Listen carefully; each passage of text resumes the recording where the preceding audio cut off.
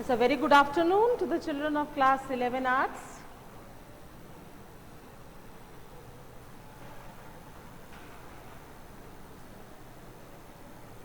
I find very few of them today. Yes, one by one they are joining. Yes. Riddha is there, Sanjeevani is there, Shom Shubro is there, Shomita is there, Shrija is there.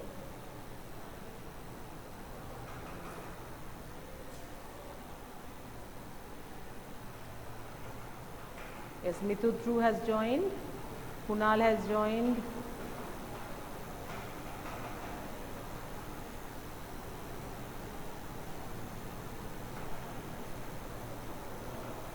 Yes, can anybody of you please remind me that what was the last part yesterday I have taught you people? Which was the last part? I go on taking classes at a stretch. I forget that for which class I have taken which. What was this one? Formation of Council of Ministers. I have done with the powers of the Prime Minister of India, isn't it? Formation of the Council of Ministers, yes. How can the Council of Ministers be removed? That also I have done, isn't it? Yes, I have talked about the salary, excepting the parliamentary secretaries. All the other ministers, that is the cabinet ministers, the ministers of state, the deputy ministers, you know, they get a salary. However, this salary is not fixed, as I have told you before. It is fixed from time to time depending by the parliament, depending upon the financial situation of the country. And together with that, they get maybe somewhere around 1500 rupees allowances. I don't know whether it has increased now. Previously, whatever knowledge I am having is that it was fixed at 1500 rupees for every day. Clear? In 1 year, not less than 2 sessions. That means you can have more than 2 sessions. So, as many days you are having the session, every day the ministers are paid an allowance of 1500 rupees. Clear? And together with that, all the other benefits, you know, that they get a whole lot of benefits. So now I will come to that part. That means what are the functions actually performed by the executive. I told you that I will be coming to this part last of all. Clear? So we see that I have talked about the 2 forms of executive, and now we will discuss about the powers of the executive. We have individually discussed the powers of all forms of executive. Now we will do in general.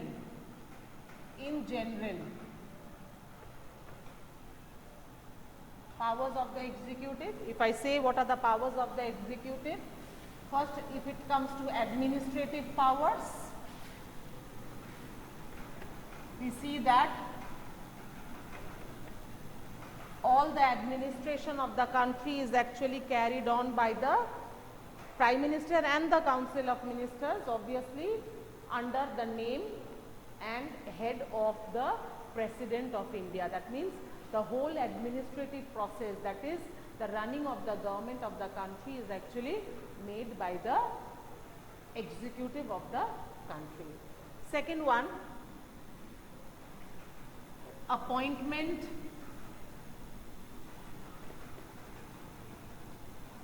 and treaty making functions.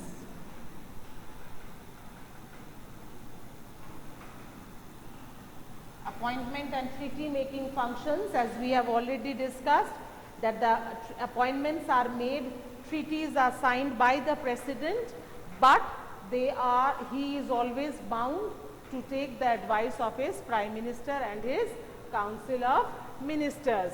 Then foreign affairs.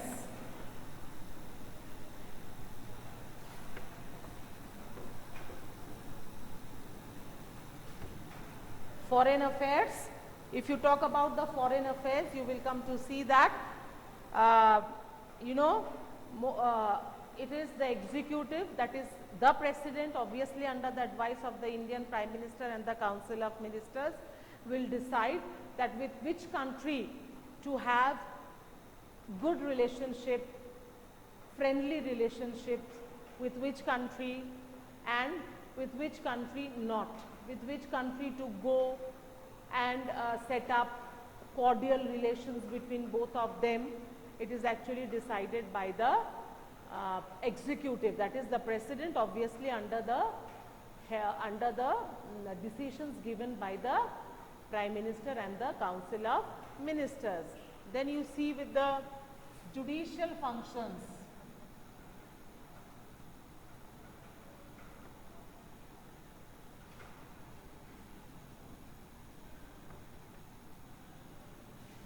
If I talk about the judicial functions, then you will see that the President of India is the Supreme Commander of the Armed Forces. Clear? He has the power of pardoning a person who has been given the death sentence or a sentence of court-martial. He has that power. Clear? This is the judicial function. And anything amongst them, any other powers you can write so far, whatever I have discussed. And financial powers.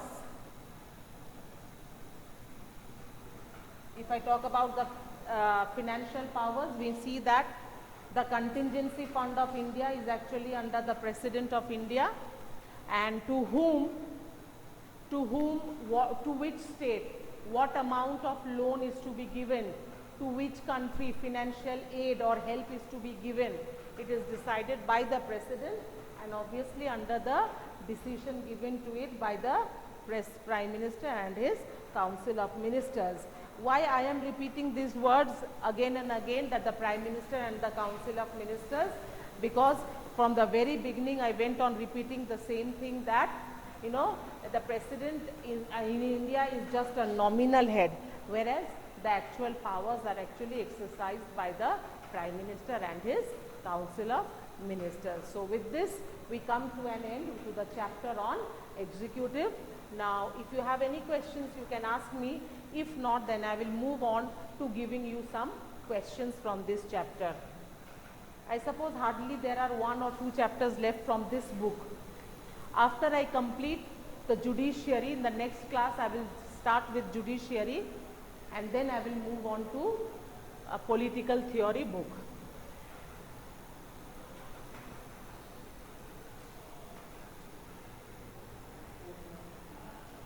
Court-martial. Court-martial is, the highest punishment. Court-martial is the highest punishment given to an army person, whether air, whether water, whether air force, whichever force. What happens in a court-martial? For example, I am in the army and I am in a good post, high post, but it has been found that maybe I have acted as a spy to any other country, or I have shared the secrets of India to any other country. So in that case, that is a great offense. And in that case, what happens, amongst, in between, all forms of army, whether air, water, land, all army, all levels, from the lowest level to the highest level, all the people are called, those who are in the Indian military, and in front of all of them, one by one, the cap, the badges, the stars, whatever he has achieved so far, one by one they will be taken away in front of everybody of them. It is said that it is better to die for an army man rather than to face court-martial. It is the highest punishment which an army personnel can get. Clear? So if any person has been given an like a court-martial, so if that person feels that no, I have not done this, or he is feeling ashamed, or he wants to apologize, or things like that, he can move to the President of India, and President of India, after discussions with others, if he feels that, he can pardon the court-martial also. If that person has been found to be guilty and he is apologizing, obviously he is whatever post he was, he will be given punishment, other forms of punishment. That court-martial part will not be conducted. Clear? That is the highest punishment given in an army. Am I clear to all of you?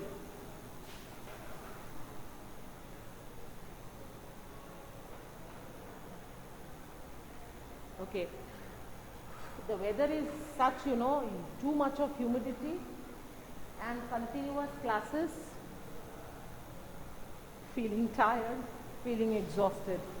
So I'll give you as many questions because you know that seldom I have the book in front of me.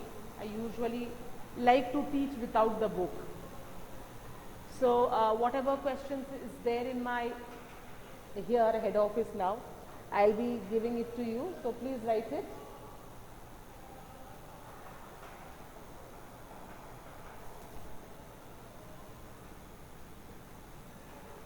Are you ready, children, with your book, copy and pen? If you are ready, then I can start. Yes, okay. So the first question, who is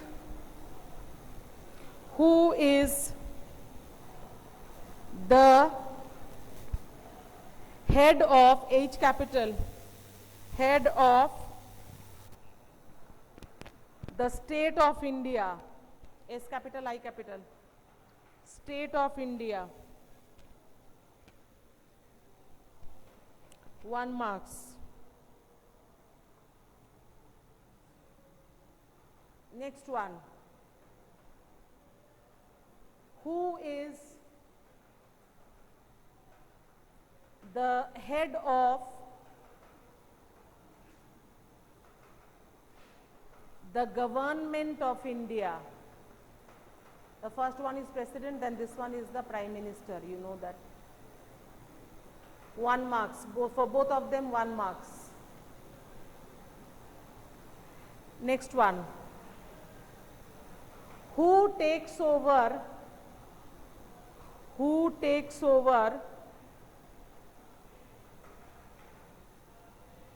the office of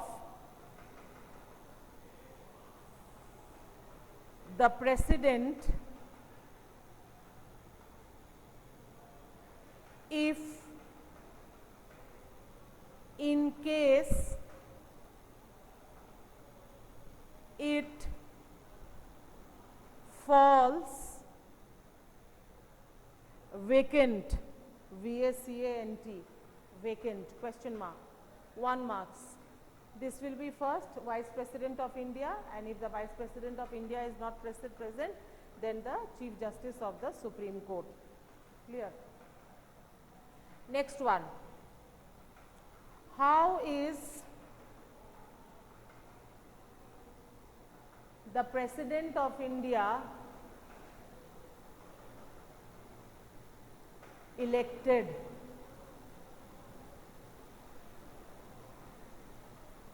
Two marks.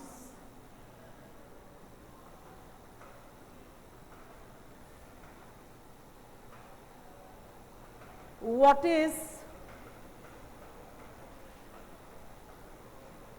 the term of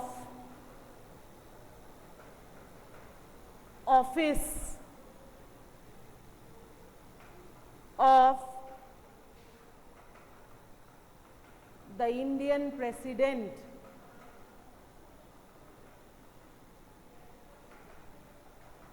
Two marks. Next one. What are the situations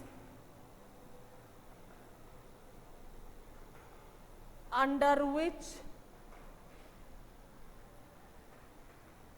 the office of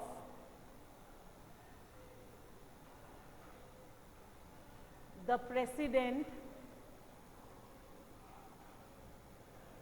can fall vacant? Question mark, 2 marks.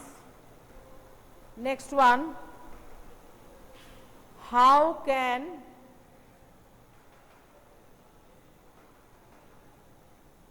the President of India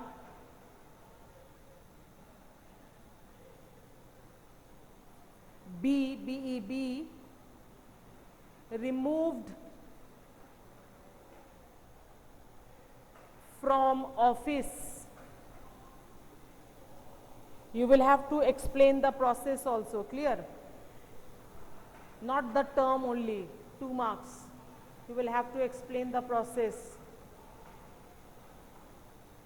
2 marks.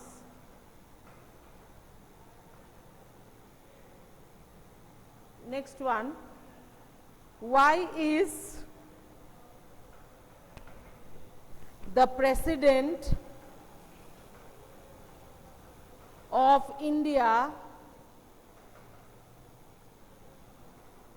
known as the nominal executive? Nominal executive. Question mark, 2 marks. Next one, describe the functions of the Indian President. This will be for 6 marks.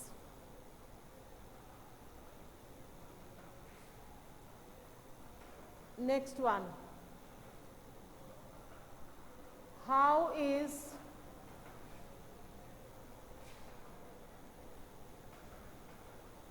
the Vice President of India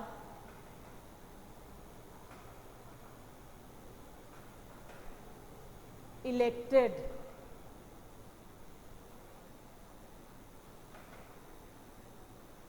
Question mark.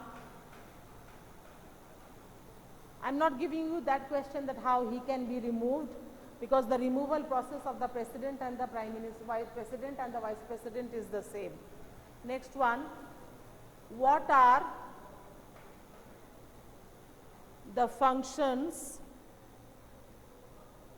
of the Vice President of India?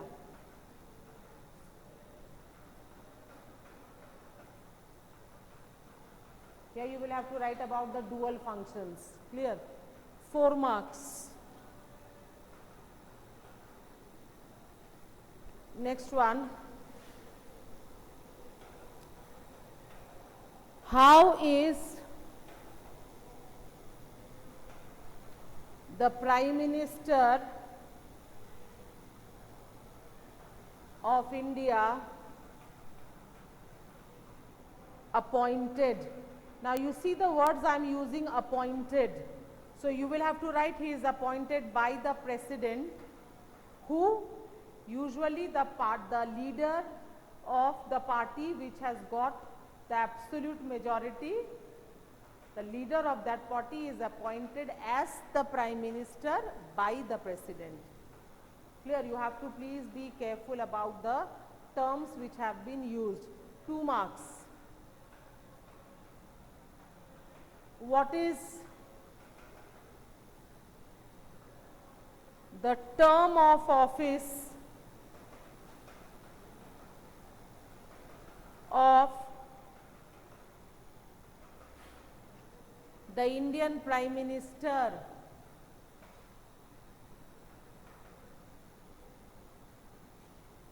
Question mark. This will be for 2 marks.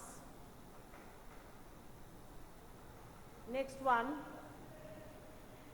what are the functions performed by the Indian Prime Minister? This can be for 5 or 6 marks. Clear? Next one. Next one. How are the Council of Ministers formed. Yes, question mark, you have to write about that one, that how they are formed by the Prime Minister from the party to which he belongs and how they are appointed again by the President. You will have to, this will be for 2 marks. Next one, how can the Council of Ministers be removed from office? This will be for 2 marks. Yes, you will have to write about that no confidence motion. It can be either individual or it can be collectively also. Next one, explain the structure of the Council of Ministers.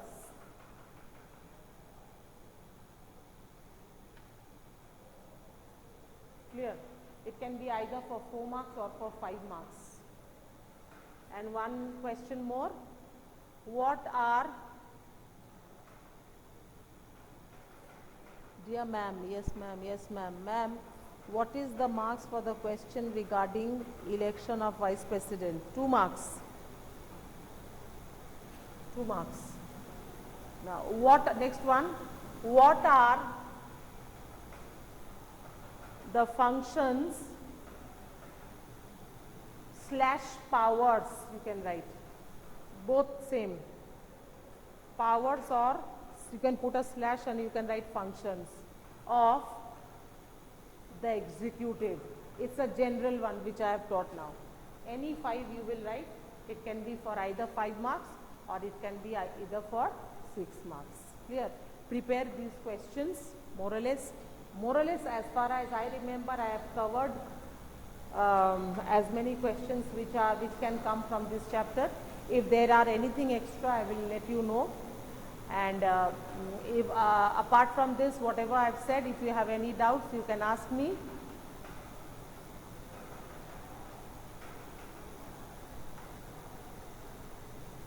Okay. Now, children, have you started with your project work? See, we have already completed legislature, we have already completed executive. And the acknowledgement part, I told you, don't write that acknowledgement part. Now, one thing, when you are writing about the introduction, after your first page will go for your name and roll number, whatever you have, your class, section, all this, name of the topic, subject. Second page will go for your acknowledgement. Sorry, yes, or not, second page you keep it for acknowledgement. Third page you keep for the contents part. That means if legislature, from which to which number page, you will write that one, executive from which number page, or judiciary in this way. Now, after that you will have to write one introduction. Introduction, when you are writing the introduction, this will be a general introduction. What general introduction? This will be a general introduction in the sense that you will have to write about all the 3 organs of the government. If you can write it by yourself, you can do it by yourself. If not, you keep that page, I will make you write. Then the next page will be for legislature. Then for legislature, you give a small introduction that the government of India is made up of 3 parts. Not in India, the government is made up of 3 parts.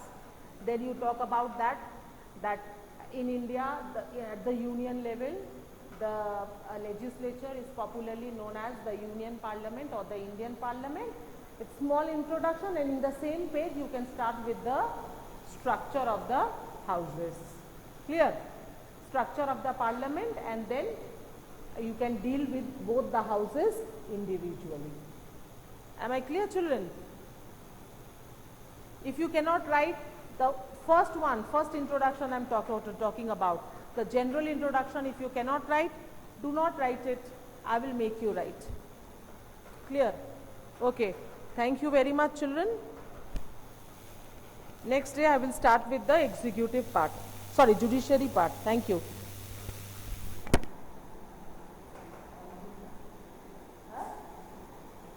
Conclusion.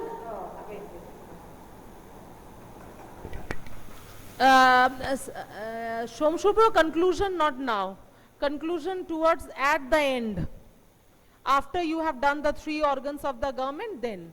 Clear? You cannot make a conclusion immediately after one. Okay, thank you.